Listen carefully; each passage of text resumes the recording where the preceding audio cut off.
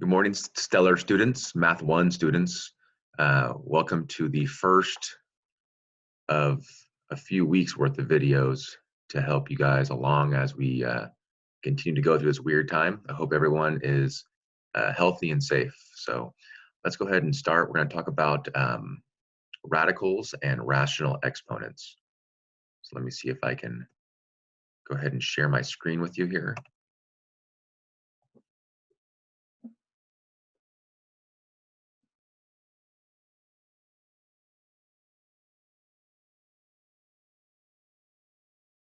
Okay, so here is my iPad screen.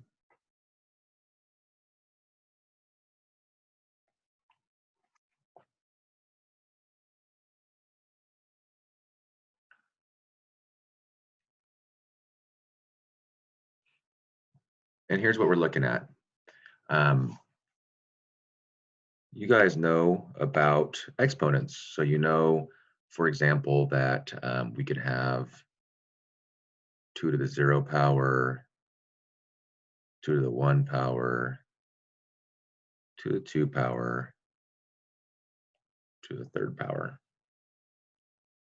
And we can actually evaluate those. We know anything to the 0 power is 1, 2 to the 1st power is 2, 2 squared is 4, 2 to the 3rd power is 8. Okay, but what about any powers that are in the middle of those? For example, halfway between 2 to the 0 and 2 to the 1 is 2 to the half power. What does that equal?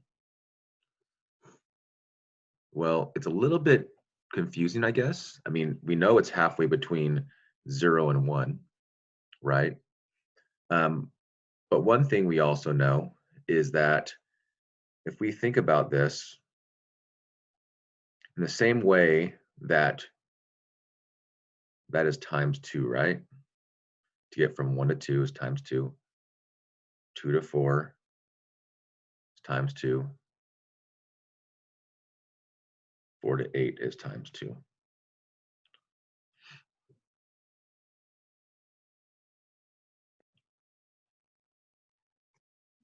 Okay.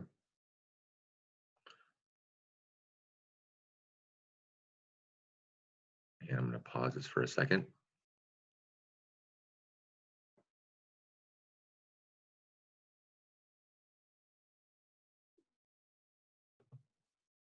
Okay, had a quick pause there. So in the same way, like I was saying, the same way that we go times 2 each time, we can do this. That's times something. I'll call it A times A to go from 0 to a half to 1 in terms of powers. So what that means is we can take 2 to the 0 times A times A, and that'll give us 2 to the 1st power. Well, 2 to the 0 power is just 1 times A equals 2. So that means A squared equals 2. And if we solve that, in order to solve that for A, we'd have to take the square root.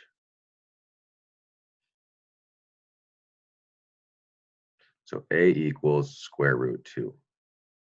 Well, if A equals square root 2 here, that means since we're going from 1 times something gives us 2 to the half, that something was root 2, that means that if I erase this, or just do, there we go, that 2 to the half power is square root 2. Well, that's kind of interesting. So we do know that 2 to the half power equals square root 2. Okay. Okay, so let's think about what if we did powers of the third. So I'm going to erase a few things here.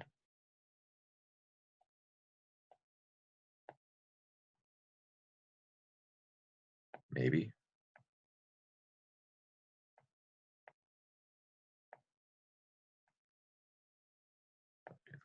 There we go. Let's try that. Give me a little room here.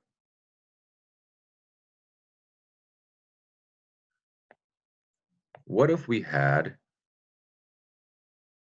same idea, 2 to the 0 power is 1. But instead of breaking up into half powers, we break them up into third powers. So 2 to the 0 is 1, 2 to the third power, we don't know. The next one would be 2 to the 2/3 power, which we don't know. And then we get 2 to the 3/3 power, which equals 2 to the first power, which is just 2. Okay, so same idea here. That means that we multiply times A times A. We do times A again.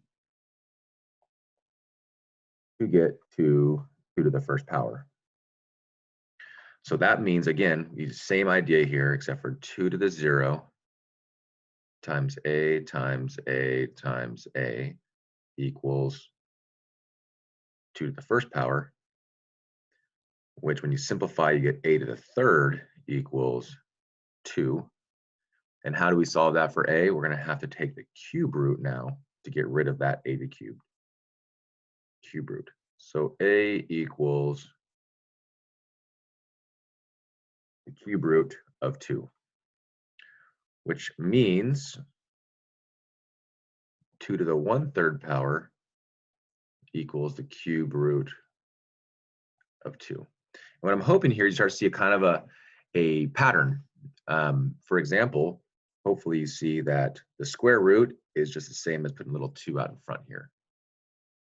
So by the same idea, the same pattern, we can say 2 to the 1/4 power, that's going to be the fourth root of 2. And really that leads us to the first idea we have in terms of, I mean, the first idea, the main idea here with rational exponents, which is, let's see if I can do this here. There we go.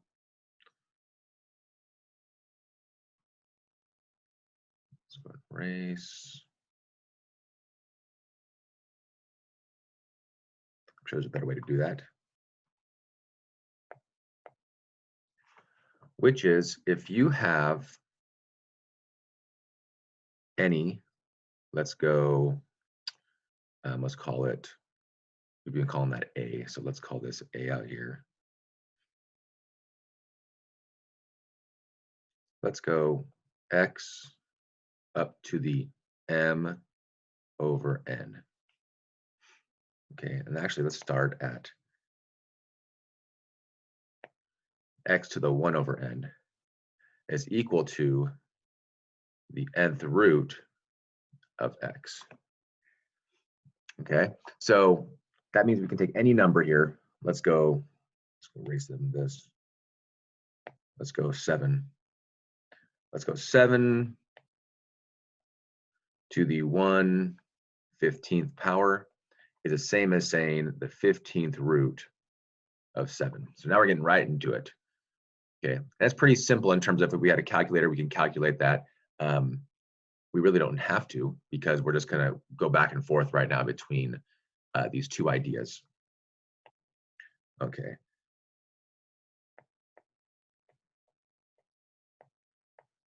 Let's see if I can erase. There we go. Let's erase this one. I'm sure there's a way to select that and erase it, but I'm going to do it this way right now.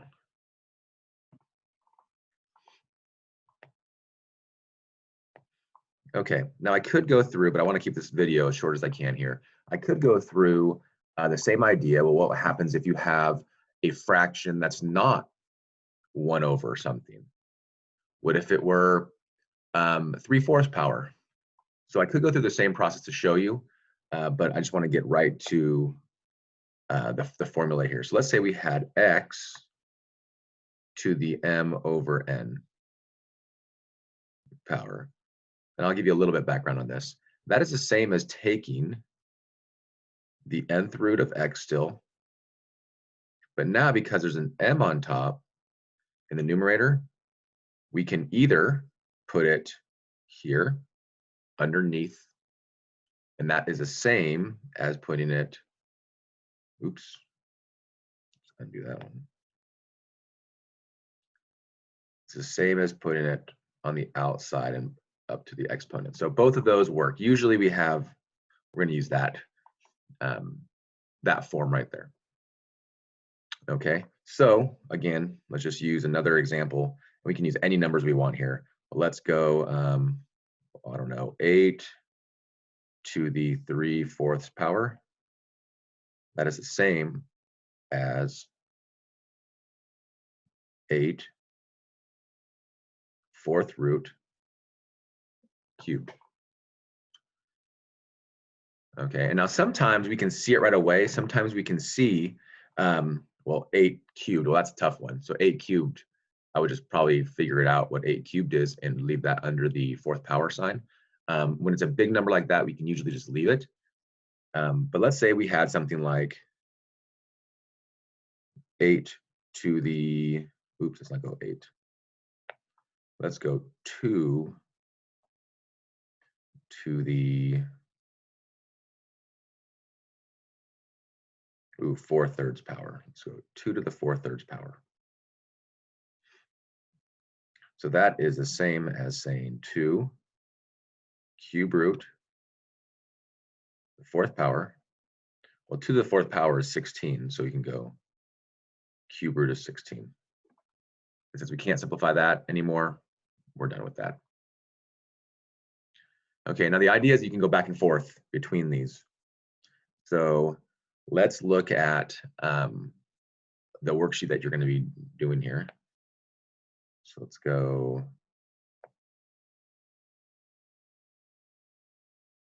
Let's go to the front side first. Let's go insert picture. Nope. Insert existing. That's what I wanted. Let's look at these and let's go here. There we go. Okay. So for the first types of problems here, let's just pick one here. All you're gonna do is write it in radical form. So let's pick number 5. 6 to the 3/2 power would be 6 square root. Put a third under there. That's it. We'll also look at number 9 here. Can I move that up here? Oh, I can. There we go. Number 9. Now we're going to be moving back to the fractional form. So we would say that's 2. Remember, there's a fraction, and the 4 is going to be in the denominator of the fraction. The 5 is going to be numerator. That's it. Okay, it doesn't change much when you have n's and x's and other variables. Let's do 13. That would be 5x 4th root. And since it's negative, you can put the -5 underneath. I would put this one on the outside just because it doesn't really fit into there. But that'll work. Okay. And again, if you have questions on this, you can ask me. I'm going to have an open, following spring break, we'll have some open office hour times on Zoom where you can log in and ask me questions about this. All right, and then let's go to the back part of the page here. And then existing.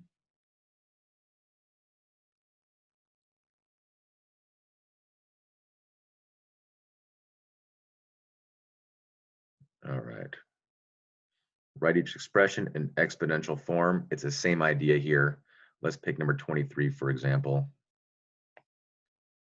23, you have 3a. The denominator, the bottom is going to be the 3. Whatever's on the outside of this is on the bottom. The 4 will be on the top. I would actually put this in parentheses here. It's probably more safe because otherwise it might look like the 4/3. Let's see, can I use a pointer here? Use that laser pointer. Yeah, otherwise it's going to look like the 4/3 here is only on the A.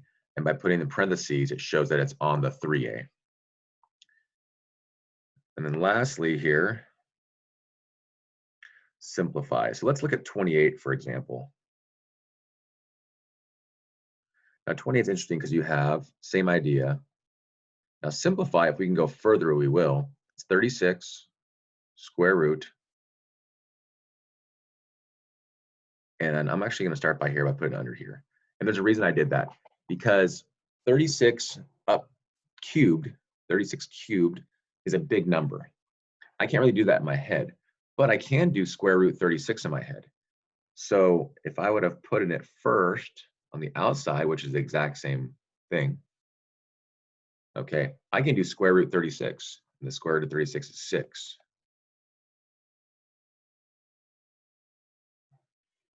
And then once we have 6 cubed, now we could probably use a calculator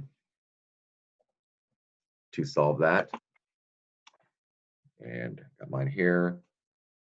6 times 6 times 6, 216. So if it's possible to get a number that's relatively small, then use that. Okay. And then don't forget, if I look at number 26, be careful with that one, because remember, the negative puts it in the denominator right away. So this is technically, and this is kind of what you learned before, that's the same as 1 over 343 to the 4/3 power,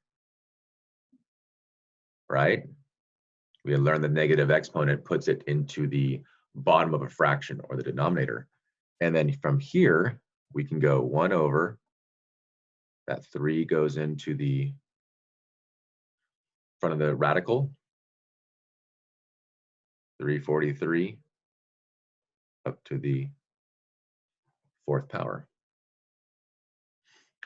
Now, it says to simplify, and I want you to do this so that you get used to using, moving it around, but we could have simplified it with a calculator. We could have simplified it square from here on our calculator. So let's try that really quick. It's 343 to the negative 4/3 power. Let's try a new share.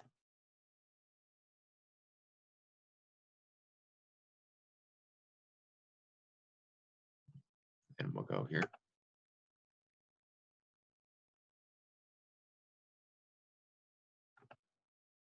See if it opens my graphing calculator here.